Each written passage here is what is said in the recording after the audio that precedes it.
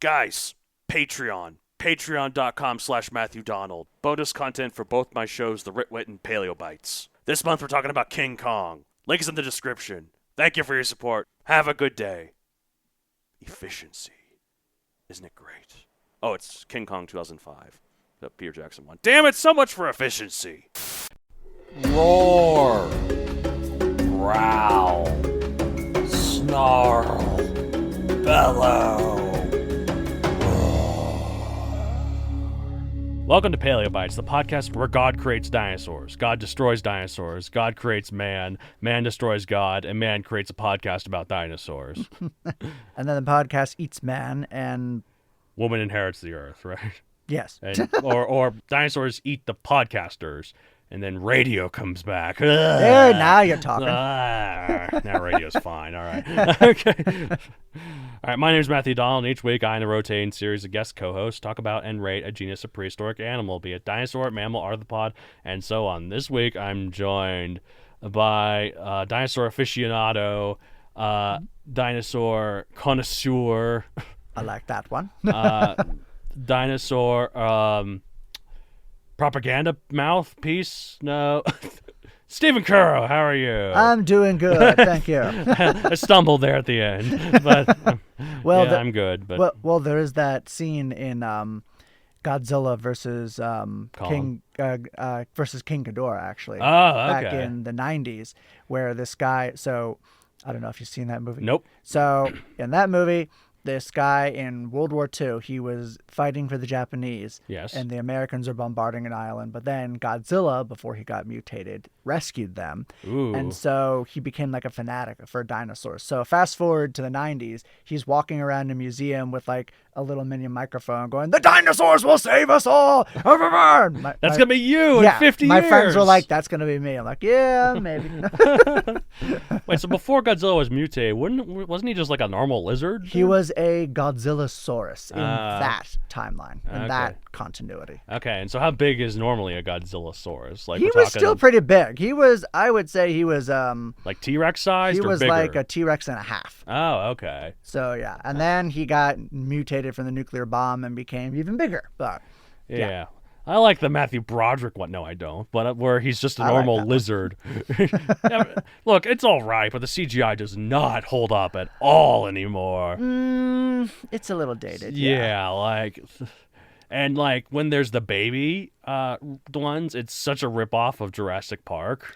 I think Roland Emmerich later stated how its similarities to Jurassic Park is what partly sank the movie. Yeah. Well, and plus, eventually there's just too many of them. Like, there's that scene where they're in the hall, and there's like 100 of them. Right. And like Jurassic Park works because there's only a few. Like, and it's still scary. They didn't need like 100 of raptors.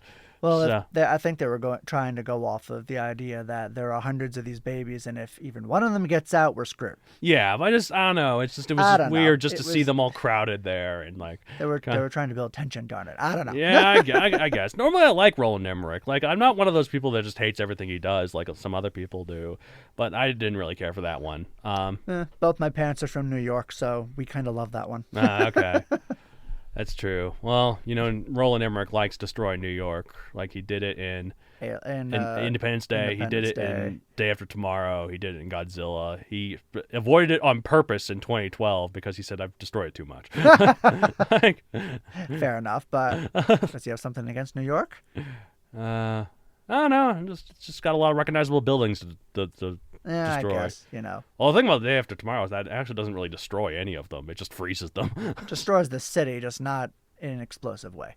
Yeah. Somehow, still very popular. Somehow the Statue of Liberty survives that tidal wave. That's true. So, yeah.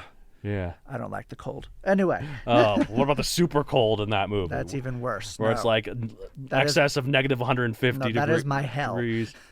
It's so cold that if you're out there for like a couple seconds, you automatically freeze. Yeah, no, thank you. I mean, it'd be quick, but still, no, thank you. It'd be really painful for a few seconds, though. Like, because cold, stuff like that. Ugh. Well, that took a dark turn. Recycle, guys, so we don't have to go through a Day After Tomorrow situation. Climate change is a thing. No.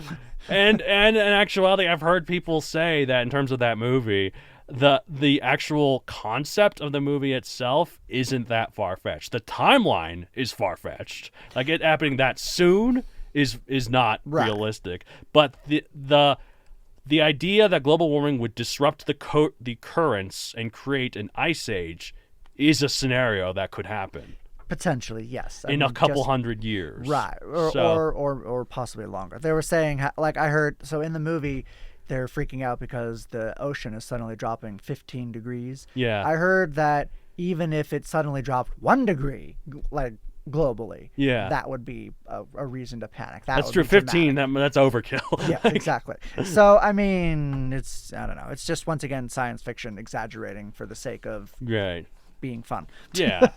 It's like I remember all the people accusing Roland Emmerich of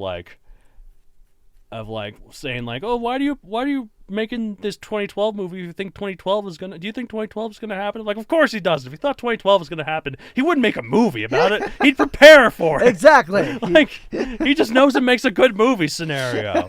Like, yeah, that movie came out 3 years before 2012. If he thought it was something like that was gonna happen, the last thing he'd do was make a movie about it. He knew that 2012 was going to happen, so he decided to warn the world by making a blockbuster movie that people wouldn't take seriously. Exactly. Yes. It's a brilliant plan.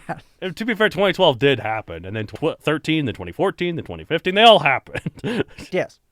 But nothing happened in those years that ended the world. But the years themselves happened. It's like the I saw a comic where the Mayans are making their calendar, and one of them's like, "Uh-oh, I ran out of room on the calendar," and the other guy goes, "Ha, that'll freak out somebody one day." And it did, and then we promptly forgot about it. Well, exactly. It was like the world's biggest no-show. Nothing happened. Absolutely nothing. Okay, well, I would say what happened the year before that was even worse, but we tangented enough.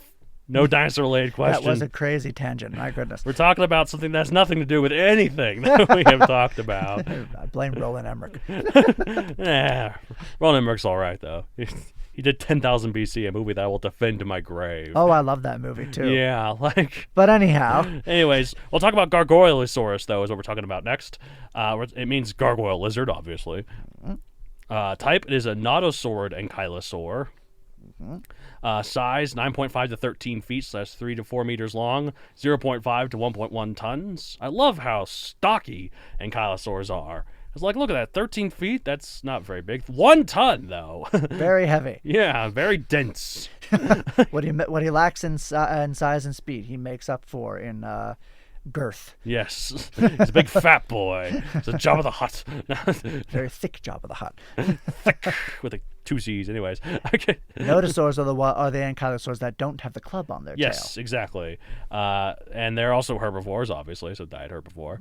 Although, so like I said last episode, I was watching Ice Age: Dawn of the Dinosaurs. It's on Disney Plus, and there is an ankylosaurus that does chase after them. And I thought, oh, maybe it's just being territorial. No, it has sharp teeth, and it tries to chomp at them when they start sliding down the Brachiosaurus thing. So that is a carnivorous ankylosaur. Living millions of years underground, maybe it evolved that way. I feel like if it was going to be a carnivore, what's more, a predator, it doesn't need armor. That would be a hindrance. It would be. That would slow it down. Unless it's an ambush predator. Maybe he was just... Maybe the sharp teeth were just a coincidence and he was just being super aggressive. Maybe he was just really grumpy. Yeah, he's like, get away. I don't like you mammals intruding on my... coming in, stealing our jobs, living off the government.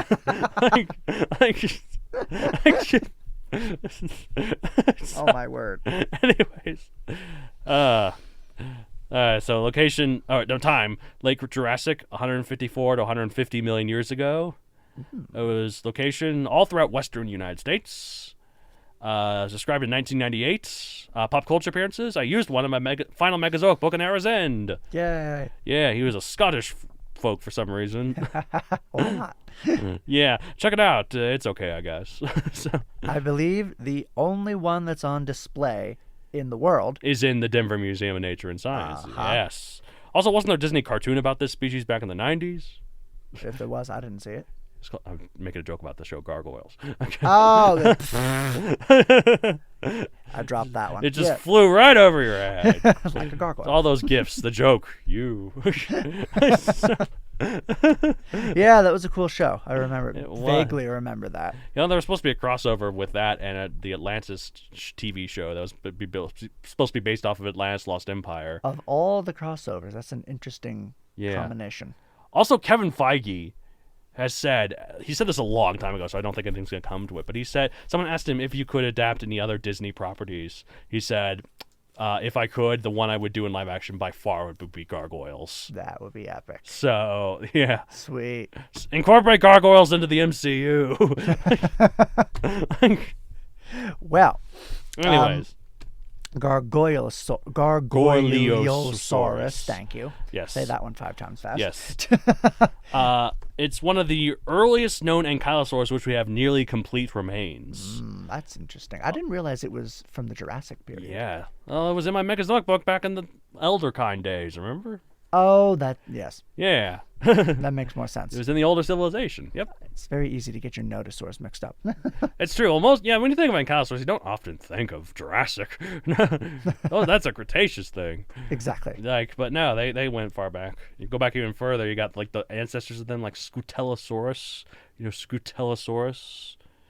It's so far back in the lineage of like the armored things, because like Stegosaurus are closely related to ankylosaurs too. They're in the same sort of branching family, right? And this is like an ancestor of both of them, and it looks like a Hypsilophodon kind of, but it has like knobs down its tail and back. So, So He was just the oddball of the family. Well, this was early on. This was like right. early Jurassic, maybe even like into late Triassic. I don't know. So Scutellosaurus. Look it up. I'll do an episode on it. Scutellosaurus. I'll look that one up. Yeah. Interesting. Yeah. So going back all the way to the middle Jurassic and lasting all the way to the end of the Cretaceous, that's a pretty successful lineage of dinosaurs. Absolutely. Yeah. Lasting over 100 million years and making it all the way to the big meteor that ended it all. Pretty cool. Pretty cool indeed. If you can make it that long, that's the top 10 for sure. And again, like, who knows? They could have made it even longer if that meteor hadn't. Now, who knows how long they would have lasted? That's true. It's speculation, but there is evidence that a lot of dinosaur species were actually increasing, or at least stable, before. It's true. Like at the end, there was the biggest Tyrannosaur in T-Rex. There was the biggest Ceratopsian in Triceratops. There was the biggest Ankylosaur in Ankylosaurus. Alamosaurus or Almosaurus was not the biggest long neck, but it was pretty big, and it was at the end too. Yeah. So they were hanging in there, and then it was that stupid meteorite. Yep, that darn meteorite. Then again, without the meteorite, we wouldn't be here. So maybe I shouldn't be dissing it. When we went to the Denver Museum recently, I wanted to see in the geology exhibit if there was like any iridium, so I can look at it and be like, "It was you. You did it." So Goron, no. Yes. Hopefully you guys get that joke. If not, buy my book at Amazon.com. All right, so Gargoylosaurus is specifically, as you said, within the nodosaurid family of Ankylosaurus, which are the ones without club tails, like Nodosaurus and Polacanthus. Mm-hmm. I did an episode on another nodosaurid called Sauropelta recently. Yes, Sauropelta. Yes, that one's good. It's got huge shoulder spikes, like a overarching supervillain, you know? I remember when I was working at Dinosaur Ridge, I went back when they had those big animatronic dinosaurs at the zoo. Oh, yes. I love those. My book, Mechazoic, was sold there in the gift shop during that time. Right. Yeah. So they sent me there for an outreach, and they were like, you just need a couple of things. Well, they paired me with this guy. He was like a museum curator in Florida. I don't know what he was doing in Colorado, but he had like I had a few casts. He had real fossils, including a chunk of an unnamed nodosaur, an as yet unnamed nodosaur. Oh wow! It was like, holy cow! That's so cool. You had me worried there for a second. Like I teamed up with a guy from Florida. I'm like, oh no, what if he's like, this here thingamabob missed the arc? And no, it was the other side, the other other direction. This doohickey. I have encountered people who spoke in certain unscientific terms like that, but that's for another tale. This is a real God-fearing beast, as all you should be. Goodness. Nah, I shouldn't. Not all Florida's like that. No. It's just the classic Florida man meme, you know? Like, Florida man does really weird things. It's like... Redneck? Like the whole redneck Well, specifically, like, if you see any news stories about, like, someone doing something absolutely crazy, like... It's usually a guy in Florida. Like, yeah, it's like running out naked while holding out a bunch of cats or something. Like, something like that. It's always story opens with Florida, man. Like, so, what is it about Florida? it's all that sun. Maybe. Too much sun and too much hurricanes. Speaking of global warming, fix that, guys. Otherwise, Florida will be gone and no one will mourn it. Anyways, that's not true. Oh, my goodness. Most of Florida's like 2 feet above sea level. It's going to be going soon if yeah. Anyways, Gargoyleosaurus. Okay.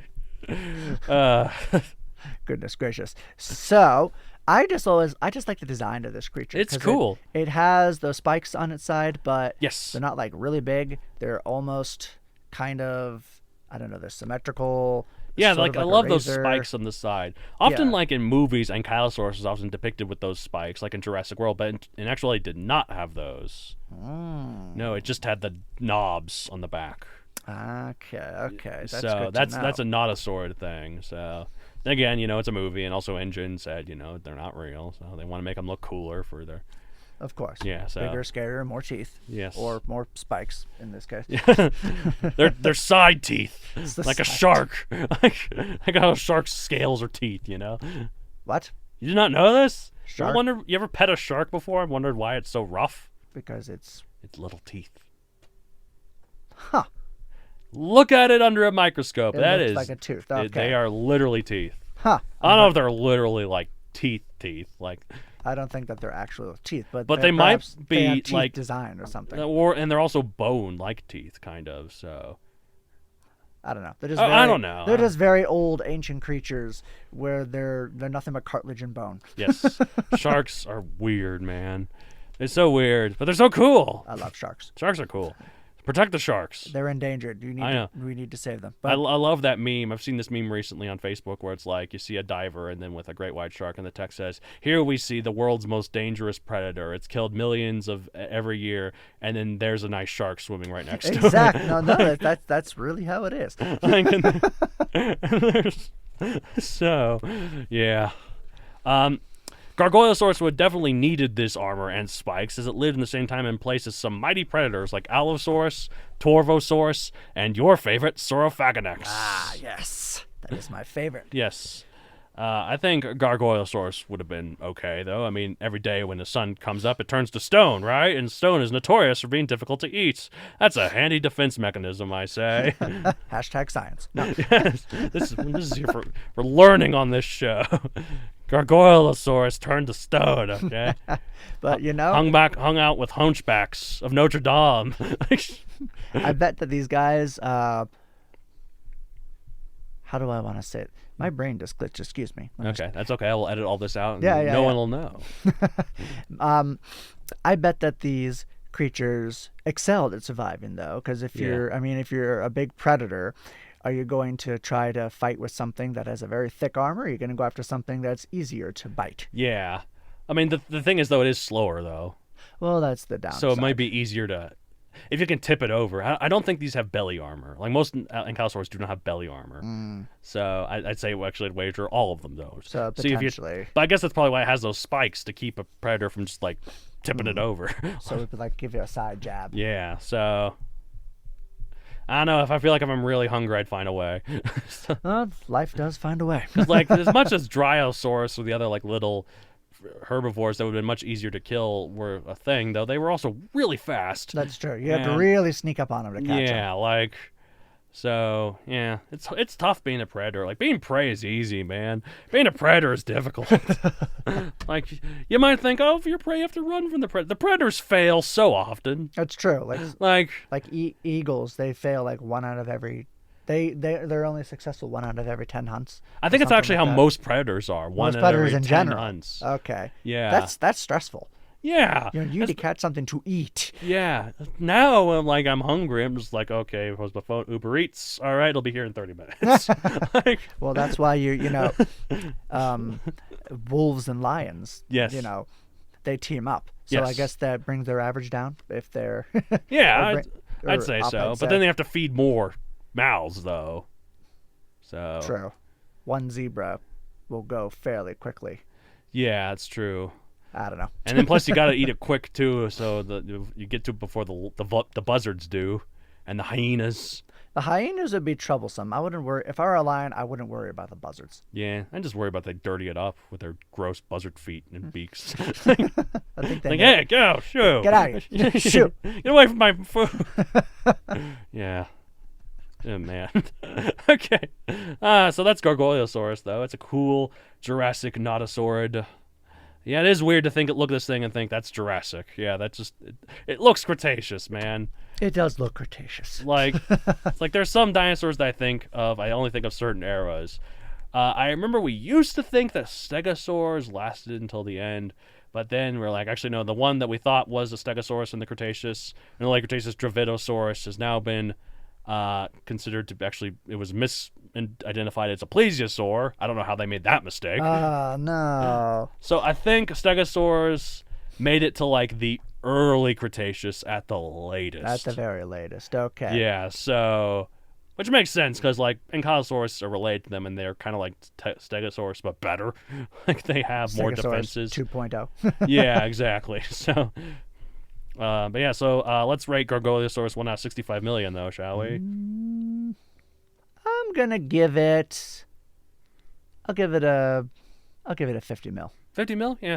I'm going to give it like a 35 mil. Like, it gets most of the novelty of being a Jurassic Ankylosaur. That's fair. Yeah. And it's the earliest one that we have, a complete skeleton of, or mostly complete skeleton of. Maybe I'll do a 45. Yeah. I don't want to influence your rate too much. Don't give in to peer pressure. If you think it's cool, then it's cool. Fine. 50. I'm yeah, sticking with 50. Yeah. Well, no, what are you doing? Don't be a kiss ass now. Okay. All right, so that's it for this week. If you want to get a hold of the show, you can contact us at mattd@matthewdoncreator.com for any general questions to either co-host. I have a book series on Amazon, Megazoic, available for print and Kindle. There is a Gargoyleosaurus in there, Scottish guy with graviton manipulators. He's pretty cool. Yeah.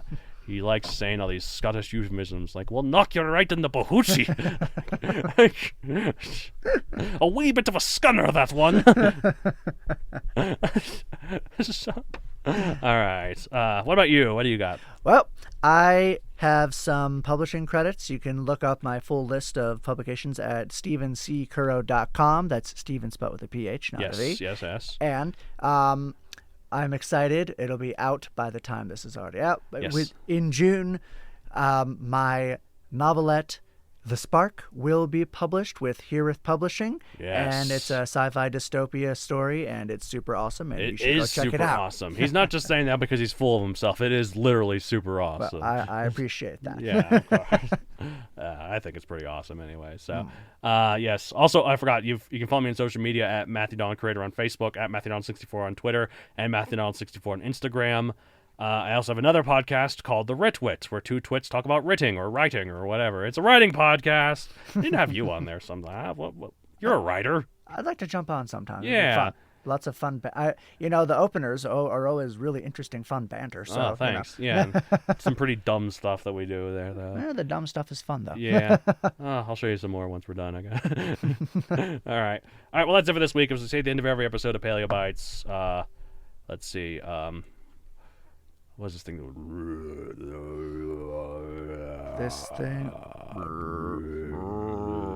I don't know. Something like What's that. the Gargoyles theme song? I don't know. I don't even remember. I was about to say DuckTales. Woo! That's different. That's very different. DuckTales. Darkwing Duck. Darkwing Duck. That's not how it goes.